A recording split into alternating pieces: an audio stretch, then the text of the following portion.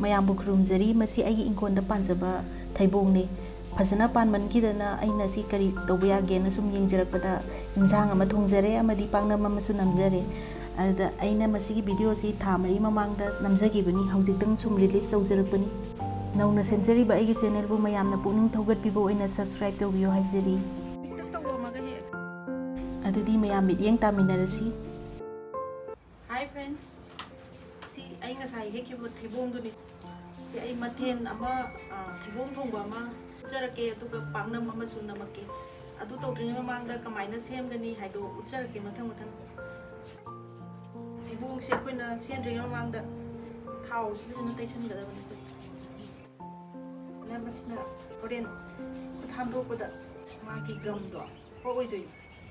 अदुइ मदक्ता थांगसु यामना नपसलकदोइनि थांगसु तैबियोरसि coin यारि थांग अनि सिजिनगनी को आइना मसि थांगसि तैसन बिरो बजन जरगे थेबोंसि खरा नौरि को मया नौबसिना सो हावब्रा न खले आइ वखन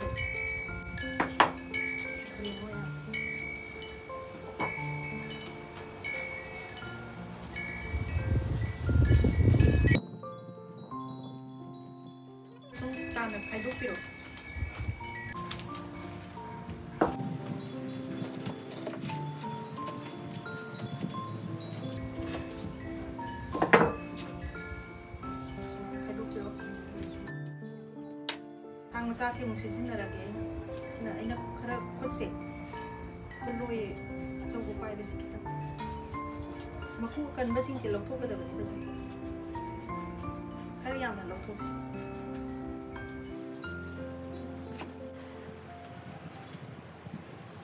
इसिंग द तिंगना थमगदबनि मसि मुसले ए मादी हेक्ता सिदगी अंगौबा पोर्शन अमा यावरिसे सिसि खरा लौथोकपि लोइनबक्ति लौथोकुमसि चाउर नकसे हाबगी थोंगबसि को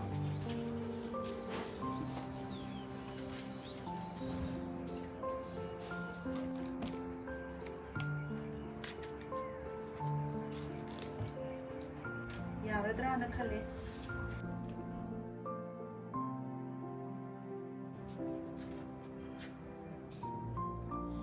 सिंग ग्लास अनि लौरसे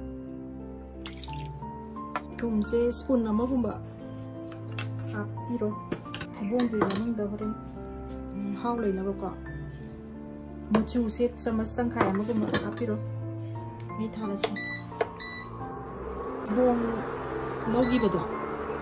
सिसे कोना तुक्तोइन प्रेशर कुकर दा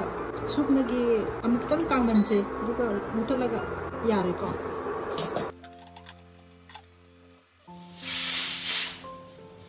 सि अखोइना खिबा थैबोंदो सिदा लेरेको मनिंदो नेमदहला कांदा सि हांदो कांदा सि थोए अदुगा मही सि हुंदोकपिगनु होरेन मही अमु हापकदोइनि कोसा सिना चमच अमा हापख्रबनि थुम अदुना हेंजना हापदि यादरे जे थोंबा होरसे सिदा असदा होइना लौरे असदा होना खरा महाव लेरनि हाइबनको अदुंगी थैबोंदो यामदि खरा अदुम यामना लौबियो खितंगा यामना अहुम लौरे को थाव चमच अहुम लौरे फ्रेन नसाई सिंगा जनम गलोगी बतो सुदो होरसि सारट्रिनि जनम से याम जनम पामदब मिगिदी याम हापगी दरकार ओइदे जनम अनि खकनि आइना नसाई को बतो दे खरबो ताना हापे सिंग ओइना पनबदा अनाउ कुन कदी सुरमगनि को मोरो असंबा अनि हापसे होरेन लोइरमदाइदा अमागा हौजिक्ति सुबदा मा सलौरसि जी थावजु सारे मैकु कारकपसिदा अखै खांगेको मुलमनि नाक ओइरे मिनिट 5 गुम सुरे हौजि कितंग मैसे कितंग तखनगे हानबदा इनमसि थिल खरा चावना हापसे दालचिनी इलाइची अचौबा अमखक हापे सिदा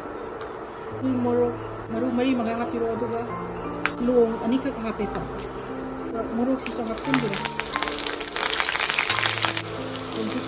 कादी में जिला कोई तिलौ इंसाई एनो चावल तिलौ मरी पत्ती का सिला हापी रा बदी का हम दिन सिंग ꯁꯤꯡꯒ ꯆꯅꯝꯒ ꯃꯣꯔꯣꯛꯀ ꯁꯨꯈꯤꯕꯗꯣ ꯃꯆꯨꯁꯤꯅ ꯍꯥꯏꯐꯦꯠ ꯑꯣꯜꯂꯛꯄ ꯃꯇꯝꯗ ꯍꯥꯞꯀꯗꯧꯕꯅꯤ ꯌꯥꯔꯅꯤꯀꯣ ꯁꯦ ꯒ꯭ꯔꯦꯚꯤ ꯁꯦꯝꯃꯛꯀꯗꯧꯕꯅꯤ ꯁꯤꯅ ꯌꯥꯝ ꯀꯥ ꯍꯦꯟꯅ ꯀꯥꯕꯗꯤ ꯌꯥꯗꯦ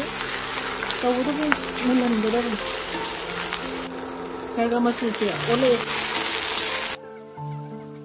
ꯍꯧꯖꯤꯛ ꯌꯥꯔꯛꯑꯦ ꯁꯤ ꯃꯇꯨꯡꯗ ꯑꯩꯈꯣꯏꯅ ꯃꯁꯥꯂꯥ ꯊꯥꯛꯑꯁꯦ ꯁꯤꯗ ꯖꯤꯔꯥ ꯂꯩꯔꯦ ꯖꯤꯔꯥꯁꯦ ꯑꯩꯈꯣꯏꯅ ꯆꯃꯁ ꯑꯃꯒꯨꯝꯕ ꯍꯥꯞꯄꯁꯦ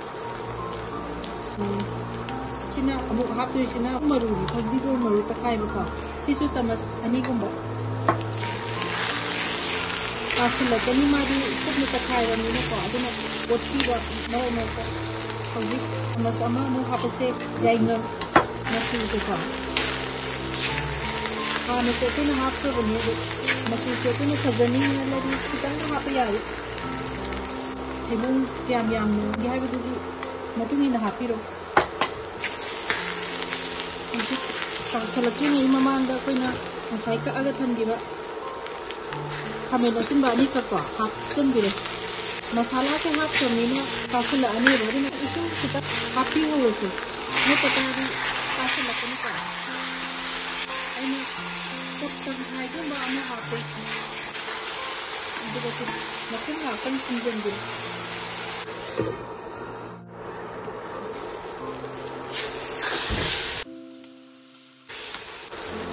Hanya apa nak curd, sama ani pun belum happy.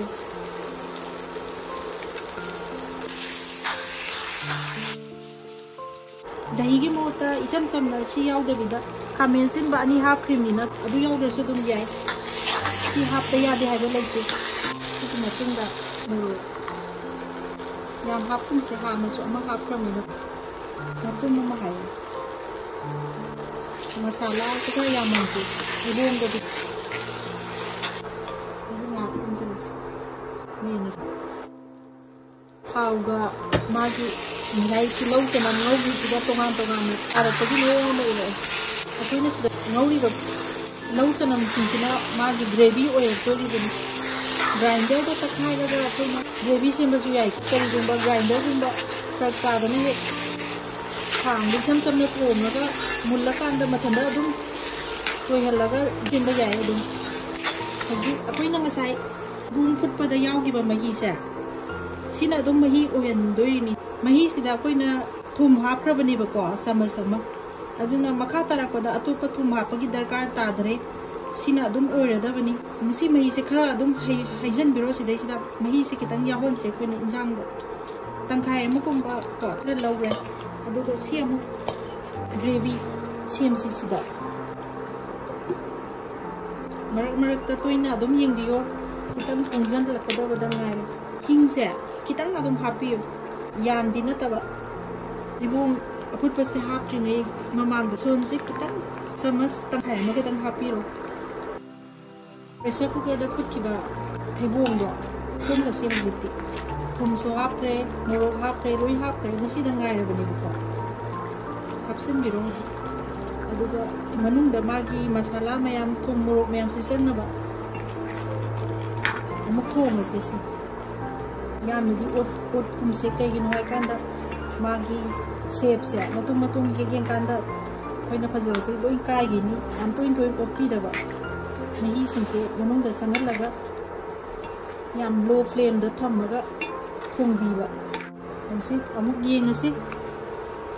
lotion ba ya de kasuri methi thara hapase ko yam ki hapagi darkar oide chimni di chamas masa ama kamba di hapa dum lai ko hong rinjang se vegetarian dish oil su meat masala ko hapa ke sungkai din meat masala hari na sida meat yaw gi wan ki manam gi wan ko roast tu law na gi wan aduna hapse mahau si khara lai ba he na option re ho si ma hap ra ni na lotion ba ya ra ni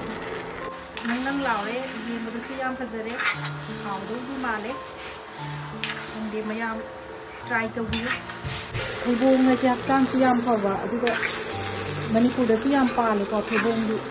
ma se kamong cha we ai pangnam ko di ai na han bani ai ngasi sunjage na khali se ꯑꯗꯒꯤ ꯆꯨꯝꯅꯒꯤ ꯃꯍꯤ ꯌꯥꯎꯔꯒ ꯊꯣꯡꯕ ꯁꯨꯃꯥꯏꯅ ꯇꯧꯗꯅ ꯃꯇꯥꯡꯁꯤꯗ ꯂꯣꯏꯁꯤꯟꯖꯔꯒꯦ